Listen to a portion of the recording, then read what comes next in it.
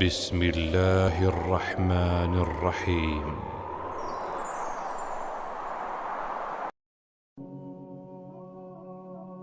بسم الله الرحمن الرحیم. بابی 94 از کتاب ادب صحیح بخاری رسیدیم به حدیث 6163.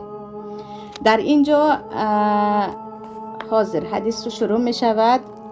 عن ابی سعید الخدری قال بین النبی یقسم ذات یوم قسما او قسما فقال ذو الخویصره رجل من بنی تمیم یا رسول الله اعدل.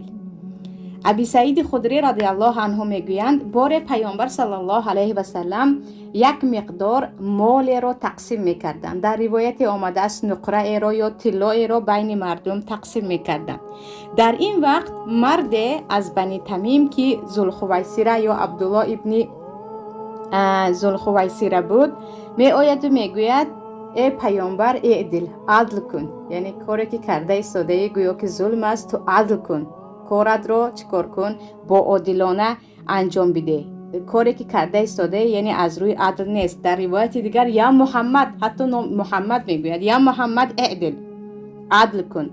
پیامبر سرخ میشوند، غضب میکنند، به او نگاه کرده میگویند ویلک من یعدل اذا لم اعدل، من اگر عدالت نکنم، من اگر از اهل عدالت نباشم که عدالت میکند.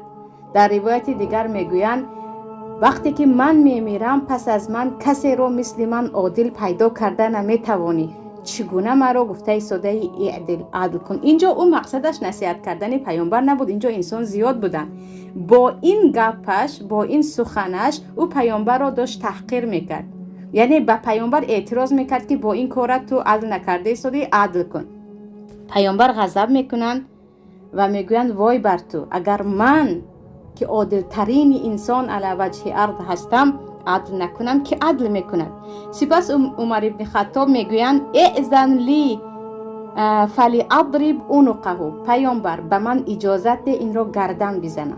یعنی این نمود با پیامبر بی‌آدابانه صحبت کردن در بین مردم، این صفت یک مؤمن نیست. بگذار من این را گردن بزنم. و در این حدیث آمده است که قال، پیامبر گفتن لا این له اصحابا یحقر احدکم صلاته مع صلاتهم و صیامه مع صیامهم. نه این کار را نکن. در روایت مسلم بود خطا نکنم، پیامبر میگن نه حاشا لله، یعنی پناه به الله، من نمیخواهم که مردم بگویند که محمد اصحاب خودش را کشته ایستاده است. یعنی این انسان در روایت دیگر آمده است که چنان نمود ظاهری داشت که میگفتید یک انسان تقوادار، ریش‌های دراز، موی سرش گرفتگی، کرته‌های خوشرویی اسلامی از پوچش به زمین نمیرسد، یعنی کاملا سیمایش سیمای یک انسان تقوادار بود، یعنی مسلمان بود. برای همین پیامبر میگن نه عمر اصلا این کارو نکن، من نمیخواهم مشرکان بگویند که محمد اصحاب خودش رو، یعنی اطرافیان خودش را، صحابگان خودش را حتی کشته ایستاده است، گویند من این را نمیخواهم، او را به حالش بمان. و در دوامش میگویند حالا این یک پیروها دارد یا همین گونه انسان هایی هستند، این اصحاب جوره ها دارد، رفیق ها دارد، به مانند این انسان های دیگری هست که شما میبینید یحقر احدکم صلاته مع صلاتهم، شما نمازخوانی اینها را دیده نماز خودتان را تحقیر میکنید، یعنی شرم میکنید که چرا من مثل این نماز نمیخونم، اینقدر به خشوع نماز میخونن. در نماز خیلی یک نمود ظاهری نمازخوانی دارن که انسان گمان میکند که کسی مثل اینها تقوادار نیست. پیامبر میگویند مثل همین انسانی که حاضر آمد و به من گفت ای محمد عدل کن، تو حالا میبینی که این یک رفیقای دارد، پیروهای دارد، هم عقیده های دارد به گفته خودمان که شما نماز اینها رو دیده میگوید من چگونه یک انسان نماز خونم، انا نماز این را ببین.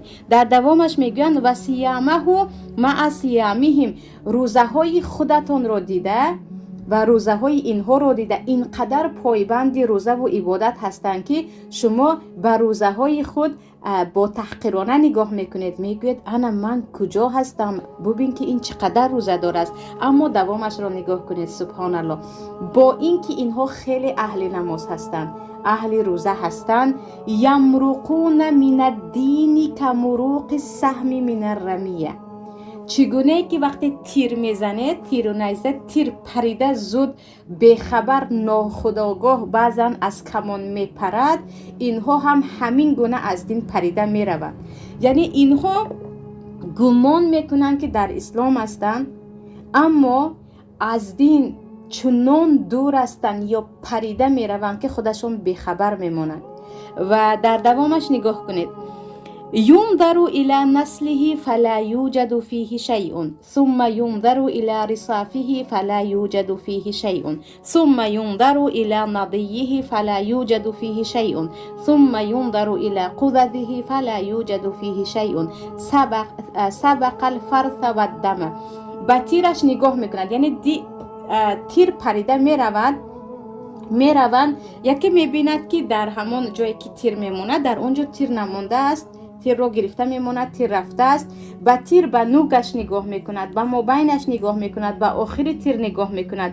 یگان خیل اثری خون یا روغن نیست. شما میدانید که اگر با تیر یگان چیز رو شکار کنند، یا نوک تیر خون میشود یا یگان روغن چیزی میشود، یا مابینش یا آخرش، اما در تیر هیچ چیز نیست. پیامبر مانند میکنند که چگونه که در همون تیر پریده هیچ اثر از شکار نیست، اینها هم از دین هیچ اثر ندارند. یعنی در دوامش آمدگی است. الان میبینیم انشاءالله پیامبر میگویند قرآن میخوانند، از گلویشان به پایان نمیگذره. یعنی قرآن فقط در دهانشان است، در قلبشان چیزی نیست. بعضی از خصلت‌های دیگری اینها را نگاه کنید. پیامبر چی میگویند؟ سیخرج قوم فی آخر الزمان احداث الاسنان سفهاء الاحلام یقولون من خیر قول البریه.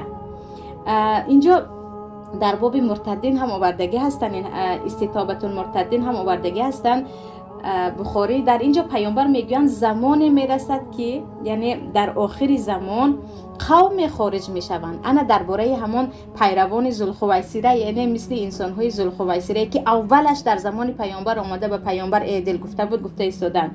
پیامبر میگویند یا احداث الاسنان، یکم این است که خیلی جوان هستند، یعنی سین سالشان جوان است. آنها انسان‌های سین سالشان بالای تجربه دار نیستند، جوان‌هایی که خیلی به گفت خودمون یوش هستند. سفهاء الاحلام، خیلی عقل‌های کم دارند.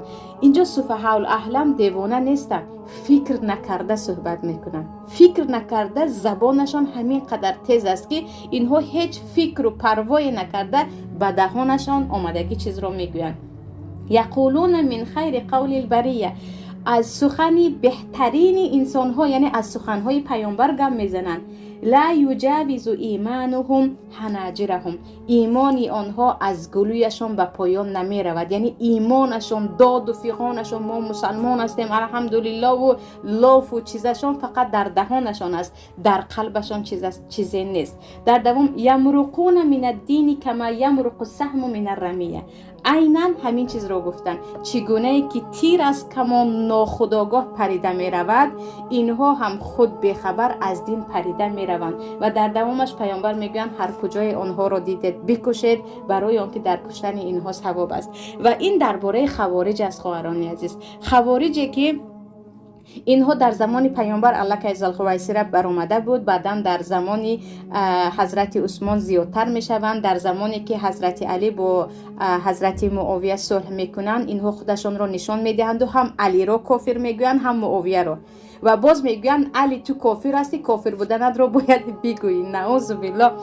بعضی انسان ها را میبینیم نمیگیم خوارج هستند، عیناً سلوک اینها هست. میگن تو کافر هستی، کافرت رو اعلام کن، پدرت کافر است، کافرش رو اعلام کند. یعنی مجبورت میکنن یگان نفر رو تو کافر گویی. عیناً عقیده خوارج همین بود. اینها میگفتن کسی که کافر رو، یعنی حتی مسلمان رو کافر نمیگوید، او خودش کافر میشود، خونش حلال است و سخنی عبدالله ابن عمر را آورده هستند امام بخاری که میگویند آیت هایی که برای کفار نازل شده است این مردم برای مسلمان ها تطبیق میکنند. آیتی که مثلا قل یا ایها الکافرون است اینها برای مسلمان ها میگویند که این کافر است، این را کافر گفته صحبت کنید. یعنی اساس منهج اینها تکفیر کردن مسلمان ها هست. و در روایت دیگر آمده است پیامبر میگویند یدعون اهل الاوثان، یعنی آنهایی که بت پرست و کافر هستند به یک جا میگذارند یقتلون اهل الاسلام، مسلمان ها را میکشند، مسلمان ها را نابود میکنند.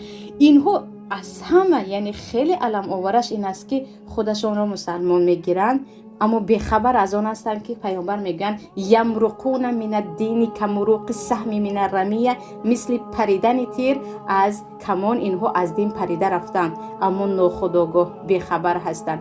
از حدیث صحبت میکنن، از آیت صحبت میکنن، در قلبشون چیزی از اون آیت و حدیث نیست، برای اون که در کارشون در عملشون میبینید. و انشاءالله دربارهشون در باب قتال المرتدین هم میخونیم، ببخشید استتابة المرتدین هم میخونیم که حضرت علی اینها رو نابود کرده بودن، همشون رو بعد از اینکه اینها به مسلمان کشی دست دادن اول با حضرت علی اتفاق نامه میکنن لیکن بعدا عهد رو میشکنن. اما ریشه هایشون در خلافت اموی هم بود، در خلافت عباسی هم بود. بعد از کم کم تا هنوز هم این گونه فکرها هستند که کار اساسی اینها نابود کردن مسلمان ها، نابود کردن آبروی مسلمان ها هست. و باز عقیده اصلیشون این است که تو باید مثل من فلانه رو کافر میگویی، اگر کافر نگفتی خودت کافر است، خونت حلال میشود. انا این حدیث درباره اینها بود و پیامبر در دوامش میگویند یعنی یخرجون علی حین فرقه من الناس آیتهم رجل اهدى یدیه مثل صد المرأة او مثل بضعة تدردر. پیامبر میگویند اینها یعنی همین مثل ذوالخویصره انسان ها زمان ظهور میکنن. این حاضر یک تاش آمده صحبت کرد، اینها با جمعشون یک گروه پیدا میشوند وقتی که دو مسلمان ها به دو گروه تقسیم میشوند، چگونه که حضرت علی و معاویه به دو گروه تقسیم شده بودند، اهل شام و اهل عراق. و پیامبر میگویند صفت اینها یا صفت سردار اینها این است که یکی از اینها دستش در روایت یک سینهش اگرچه مرد است مثل سینه زن است و حتی چه می جنبد. و این رو ابو سعید میگویند والله من این رو شنیدم و همراه حضرت علی بودم و این رو ما کشته بودیم و در بین مرده هایی که در بین خوارج بود ما همین انسان رو، این گونه انسان رو با این صفت ها پیدا کرده بودیم که در حقیقت یکی دستش یا یکی از سینه‌اش مثل زن ها بود. و این حدیث درباره فقط یک کلمه ویحکم که پیامبر گفته بودند بود، ولی یک در این باره کمی معلومات هم پیدا کردید که آنهایی که خوارج بودند پیامبر دربارهشون خبر داده بودند که شما این گونه انسان ها رو میبینید، حدیث میگوید، آیت میگوید، نماز میخواند، روزه میگیرد، اما میبینید که از دین در قلبش چیزی نیست و اینها کار اساسیشون این است که مسلمان ها رو میکشند و اهلی آنه که کفر حقیقی هستند، آنهایی که در حقیقت اهل بت پرستی هستند به حالشان میمونند.